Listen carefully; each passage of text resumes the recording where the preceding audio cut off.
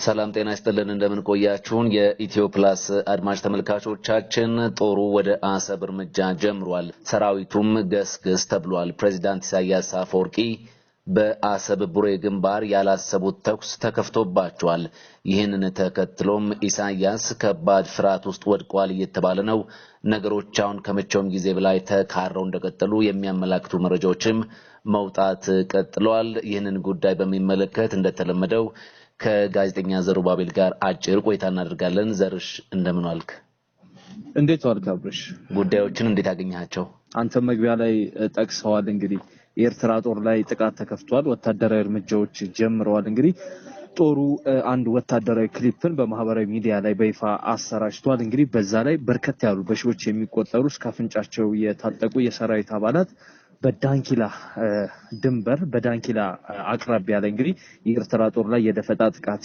ጥለዋል የኤርትራ ጦርም ቀላል የማይባል ኪሳራና ጉዳት አስተናግዷል ፕሬዝዳንት ኢሳያስ አፈወርቂ ያላሰቡት ጥቃት ነው የተሰነዘረባቸው እዚያ አካባቢ ላይ ከፍተኛ የኃይል ክምችት ሲያደርጉ ቆይተዋል ባለፉት ወራት ምክንያታቸው ደግሞ ከኢትዮጵያ ጋር ከገቡበት ውዝግብ ጋር ተያይዞ እንደሆነ ይታወቃል ጦራቸውን ሲያዘጋጁ የነበሩት እንግዲህ የኢትዮጵያ ጦር ካሁን ጥቃት ሊከፍት ይችላል በሚል ካልሆነም እኔ እጀምረዋለሁ በሚል ነበር ይሁንና ግን ሌላ ኃይል በኢትዮጵያ ታዛ ስር የተጠለለው የቀይ ባህር አፋር ዲሞክራሲያዊ ድርጅት የተባለ የጸረ ኢሳያስ ቡድን እንግዲህ ጥቃት ከፍቷል እንግዲህ ይህ እርምጃ የተሰማው ከሁለት ወሳኝ ጉዳዮች በኋላ ነው አንደኛው እንግዲህ ባለፈው ሳምንት እኔ እናንተም እንደተወያየንበት የአሜሪካው የቀድሞ በኢትዮጵያ የአሜሪካ አምባሳደር የነበሩት አምባሳደር ቲቦር ናጂ ፕሬዝዳንት ኢሳያስ አፈወርቂ ጠብቁ በቅርቡ እንደ ኮሎኔል መንግስቱ ኃይለማርያም ወይም እንደ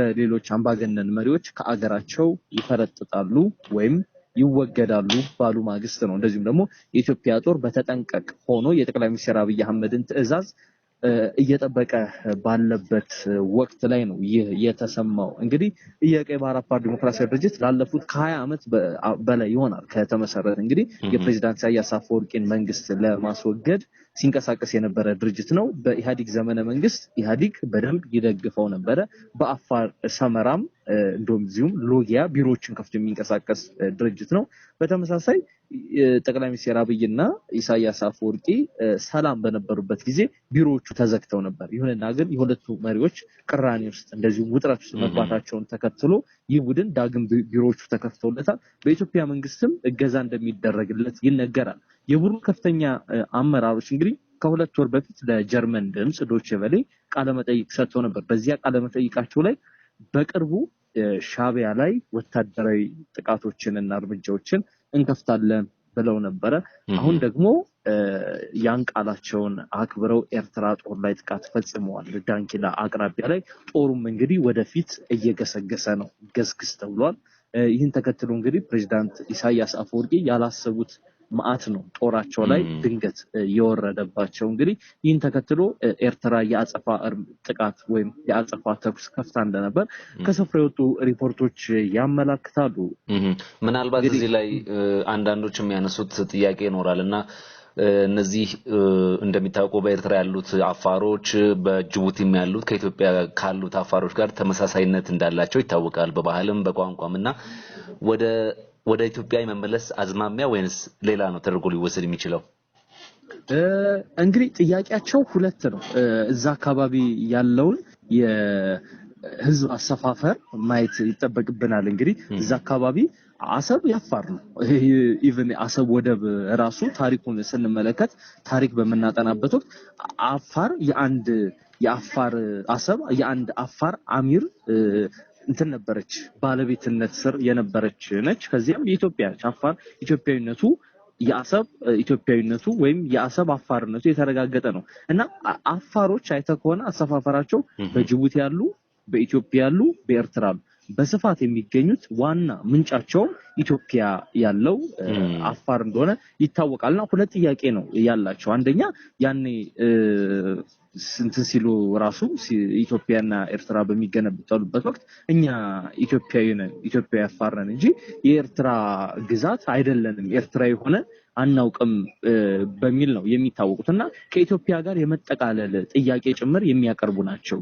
እንደዚሁም ደግሞ ካልሆነ ይህ አማራጭ ራሱ የማይሆን ከሆነ ራሱን የቻለ አገር ነው እንጂ ሊሆን የሚችለው በፍጹም ኤርትራዊ አይደለንም በሚል ነው የሚታወቁትና ፕሬዝዳንት ኢሳያስ አፈወርቂ ወደ ስልጣን ከመጡበት ጊዜ አንስቶ እንደዚሁም ደግሞ ከዚህ አስቀድሞ ይሄንን የአፋር ኤርትራ በስጋትነት ነበር የሚመለከቱት። ፕሬዝዳንት ኢሳያስ አፈወርቂ ራሱ ከዚህ ቀደም በሰጡት ከ30 ዓመት በፊት በሰጡት አንድ ቃለ መጠይቃቸው ላይ አሰብ ያፋሮች እንደሆነ የኤርትራ እንዳልሆነ ሲናገሩ አድምጠናቸዋልና ጥያቄያቸው አንድም ወደ ኢትዮጵያ እስከመጠቃለል የሚደርስ ነው።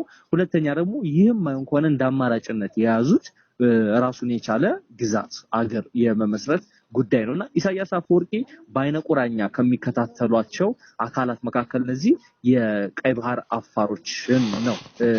ሌላው ኢሳያስ አፈወርቂ በስጋትነት የሚመለከቷቸው ይሄንን ደገኛውን የኤርትራ ክፍል በስጋትነት ይመለከታቸዋል። ይሄ በተለምዶ G7 የሚባሉት ጀነራሎች እንደዚሁም ከፍተኛ የሻቢያ አመራሮች ፕሬዝዳንት ኢሳያስ አፈወርቂን በ1990ዎቹ ለመገርሰስ እንቅስቃሴ ሲያደርጉ አብዛኞቹ የደገኛው የኤርትራ ክፍል የነበሩ ናቸውና ፕሬዝዳንት ኢሳያስ አፈወርቂ ሁለቱን አካላት በስጋትነት ያያቸዋል። በተለይም ከጥንት ጀምሮ ይሄንን ያፋሩን ክፍል የቀይ ባህር አፋሩን ክፍል እንግዲህ በስጋትነት የሚመለከቱት ነው። አሁን ላይ ደግሞ ይህ ኃይል እጅጉን ተጠናክሮ እንደዚሁም ብሉ ሪቮሉሽን ወይም የብርጌድ መሐመዱ የሚባለውን እንቅስቃሴ ጋር በአጋርነት መስራት ከጀመሩ ወዲህ ደግሞ ፕሬዝዳንት ኢሳያስ አፈወርቂ እንግዲህ ትልቅ ስጋት ውስጥ ጭንቅ ውስጥ የገቡበት ነው። ይህንንም ለመከላከል አንድ መላ ዘይለው ነበር። በተለይ በአፋር በኢትዮጵያ መንግስት ላይ ያኮረፉ አመራሮችን ወደ ኤርትራ ማስኮብለልና